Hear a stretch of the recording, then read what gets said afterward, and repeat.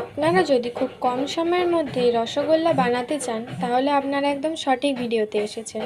নমস্কার, রানা হোমমেড কিচেনে আপনাদের স্বাগত জানাই। তো চলুন শুরু করা যাক। প্রথমেই আমরা 1 লিটার দুধকে আগুনে বসিয়ে ফুটোতে দিয়েছি।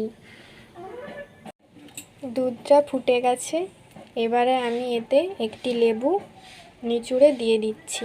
আপনারা চাইলে এতে ভিনেগারও দিতে পারেন।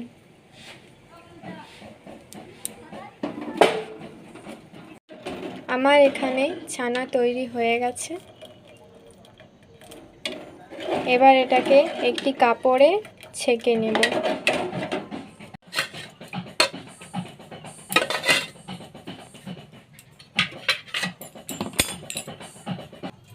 এবার এটিকে 2 ঘন্টা মতো জল ঝরতে দিয়ে দিবেন। 2 ঘন্টা হয়ে গেছে, এবার এটাকে আমি একটি থালার মধ্যে ঢেলে নিলাম। এবার এটাকে 10 মিনিট এইভাবে থেসে নেবেন।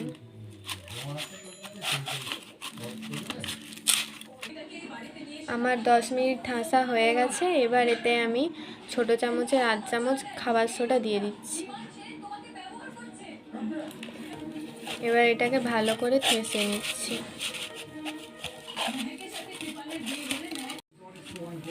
এবার আমার পুরোটা মাখা হয়ে গেছে। হাতে যাতে চিটিয়ে না যায় সেই জন্য আমি হাতে কিছু পরিমাণ ঘি নিয়ে নিলাম। আপনারা চাইলে এতে রিফাইন তেল দিয়েও করতে পারেন। এবার এটাকে আমি একটা একটা করে গোল গোল করে পাকিয়ে নিচ্ছি।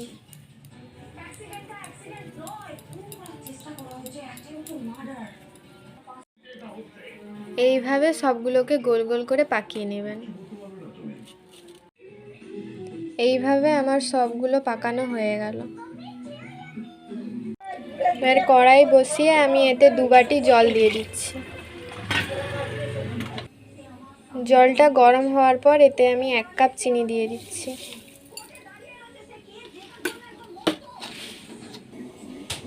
আপনারা চাইলে এতে এলাচ দিতে পারেন, কিন্তু আমি এতে এলাচ দিচ্ছি না, আমি এমনিই করছি।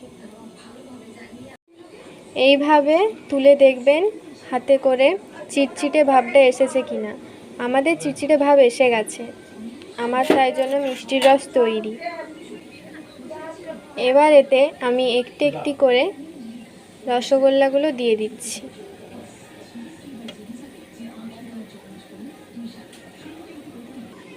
সবগুলো আমার দেওয়া হয়ে গেছে। এবার এটিকে আমি 10 মিনিট ভালো করে ফুটিয়ে নেব। ফোটানো হয়ে গেছে, এবার আমার রসগোল্লা তৈরি। দেখুন কত সুন্দর দেখতে লাগছে।